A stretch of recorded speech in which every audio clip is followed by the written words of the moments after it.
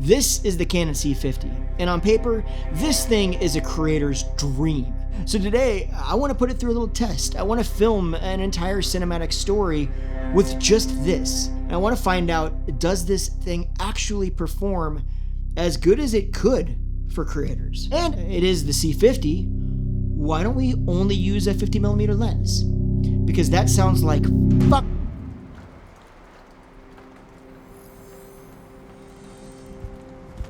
Seven years ago, I learned why 5 seconds can change everything.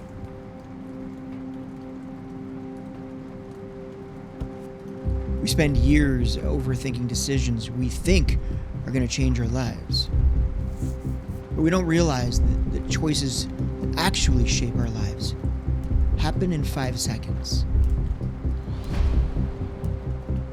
See, overthinking feels productive, but it's just your prehistoric brain protecting you from a threat that isn't real. See, now you have 5 seconds. 5 seconds to ignore the part of your brain that's trying to keep you safe, but instead keeping you stuck. But every time you choose to act within 5 seconds, you override a lifetime of hesitation. One small action becomes momentum, and momentum becomes confidence. 5 seconds. That's all it takes to change your day, your habits, your confidence, and eventually, your life. Okay, I really hope you liked that. I used the C50 for that entire video. I feel a little bit like a fraud, except for the very last shot, this shot, which is actually on the C80, only because I need the C50 here to talk about it. So, yeah, there's that. So let's talk about the C50. How was it to work with, and does it make sense for us solo creators? Is it as good as people say it is? Okay, so first of all, considering I gave myself the limitation of shooting only on a 50mm lens, I'm in some tight spaces. So to try to get the camera positioned in a way that gave me the ability to create medium, tight, as well as wide frames, I needed to use some specific features that the C50 has. Because the C50 does have open gate, I'm going to use the 50mm anamorphic lens. And the thought process is that if I shoot an open gate on the anamorphic lens, I can get this to show close to, give or take, the equivalent of, say, like a 35 to 40mm spherical lens. Somebody in the comments, I'm sure that's got more knowledge than me, will be able to tell me exactly what the exact equivalent is. So that'll give me a little bit more width on the, kind of wide shots that I need to get for this little film. So hopefully that'll work. Point being is it gave me more real estate from a frame perspective to get a little bit of a wider shot, or at minimum, because we're shooting in 7K, it gave me the ability to punch in and get a bunch of different creative shots. And I'll tell you right now, shooting anamorphic and open gate, that was amazing. And now for me, there was a big concern when it got to open gate, and that was essentially just the file sizes. It's gonna be rough on the memory cards. I'm not gonna lie, this is gonna be a heavy video in terms of file storage, because everybody talks about open gate and how amazing it is. But keep in mind that the C50 shoots open gate in basically 4 different codecs, and that smallest file size is still 360 megabytes a second. But if we wanted to go to raw standard, we are up at 1440 megabytes a second. We're at a massive file size. So in my mind, what I'd heard online at least was that you really only had that option, or kind of people just pointed to the idea that raw full force was the way to go, and it's just gonna be a heavy file. So to me, even though, the 300s is still a heavy file, it's not nearly what I thought we were gonna end up with. Now, are you gonna need extra storage for that? Yeah, but to me, what you gain from that, the ability to actually shoot open gate, to have that vertical movement in the frame and be able to reframe things in a way that you just can't do in a 16:9 setting, dude, it's kind of amazing. Now, speaking of open gate, there's also the big question about open gate, right? What about the ability to shoot vertical and horizontal for both 9:16 and 16:9 framing at the same time? And then you don't have to reframe in post when you're creating 16:9 content for YouTube or 9:16 for any sort of vertical format. Yeah, so that's not a thing. I mean, it is a thing, but it's not a thing. So it does do that. It doesn't pull the 9x16 from an open gate sensor. It pulls it from a 16:9 frame. So at the end of the day, you're just reframing on that 16:9 frame, which is great. Don't get me wrong. That's amazing to have. My only dream desire would be that they would open it up to just open gate recording. So I can record an open gate, boom, get both, send one to one card, one to the other, and we're good to go. And I would have all of that vertical resolution to deal with. Or maybe it does, and I just don't realize it. If it does do that and I'm somehow missed, let me know. Like, shout it out in the comments. Okay, so let's talk about Ibis, or the lack thereof Ibis on the C50. For me specifically, like on this particular shoot, I'm doing everything on a tripod, so Ibis is really, it's a non-existent concern for me. But what about just normal everyday shooting? Well, so I'm a creator that really spends most of my time filming myself. So a lot of times the camera is locked off. But if it's not, I've got it either on a gimbal or I'm hand holding it right now, kind of like vlog style. And so I guess you can tell, right? Like this is handheld. Is this too much shake for you? And to me, it's just not that big of a deal. There are obviously other use cases where Ibis is a lot more important, and being able to get smoother footage for a client is absolutely more important. I just think you have to figure out how important it is to you. And honestly, I think if you need Ibis, like if that's your thing, you already know you need it. And if it's a deal breaker, then you're aware of it. So, you know, who cares? Like, it's just not going to be the right camera for you at that point.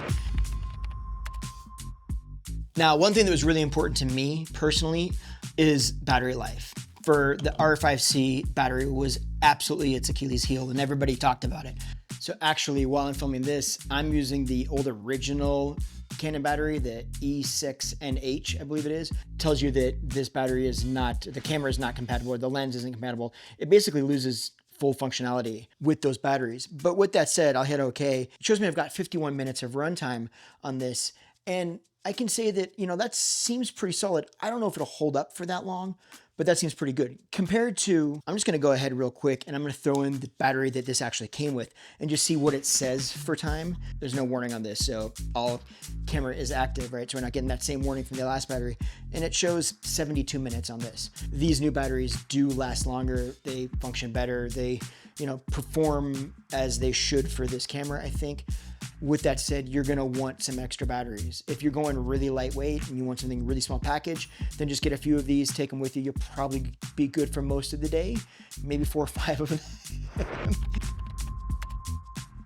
Okay, let's talk about internal NDs. Now, I'm a person that's a huge fan of internal NDs, and a lot of people have made a really big complaint about the fact that this does not have them, which blows me away because you're not gonna get them in a body style like this. This small of a form factor is not going to yield the room with current technology, as far as I know, to get internal NDs. I'm actually a person that said forever that I would not use another camera that didn't have internal NDs, since I'm coming from the C70 and the C80, and they do have them, and they're so convenient.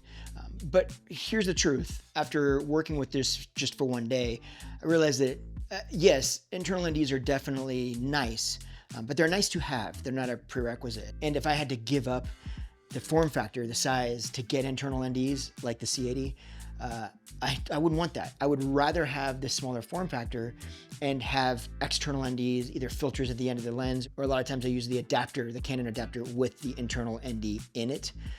So something like that, I'd rather just do that. And after using this for the day, I was just kind of like, I didn't even really notice that they weren't there. It was just a different workflow that, you know, just, it is what it is. And everything else that was great about it just way overwhelmed any of that kind of stuff. Now, I don't know anybody that's really stressed or thinking about this, but as far as overheating goes, I had no issues. I don't anticipate this ever overheating. It's got a massive cooling fan back here, so I personally wouldn't stress about it. Okay, so I've said a lot of great stuff about it. When I was using it, I was looking for the downsides. Like, what are the problems that this has? Because I don't care about the problems. Like, I've already got the camera and I'm not gonna return the camera. So it's really more of a, okay, is there anything that I need to work around with this, or anything that I need to address with this? Or is there anything that might be a negative that I can help you understand now before you make a purchase? For me, and for what I use this for, I had to search for the negative. I did find one, so let's talk top handles. Everybody raves about how amazing this top handle is. And I gotta be honest, I agree. This thing is fantastic, except where you attach the mic holder is kind of annoying. If you do have your mic up here, right, in the current configuration, then you're gonna mount your monitor right here, right? But there's no way to mount a monitor with this mic like this. It's just not a thing. Now, it's not a deal breaker, don't get me wrong, but I do wish that there was another way they could do this. I kind of figured out a little hack here. And basically all this is doing is putting the mic kind of where we want it. You can still easily access the volume controls down over here, as well as all the other buttons and functions necessary to be able to control. And as you can see, we still easily can get a monitor on here and not have it collide with the mic. It's kind of perfect. And side note, I will say that this handle, I mean, this thing is rad, and it really allows you to kind of turn this into a strong cinema rig or break it down into a much smaller, quick run and gun package. I'm a huge fan of that top handle. I kind of didn't expect to be, but I am.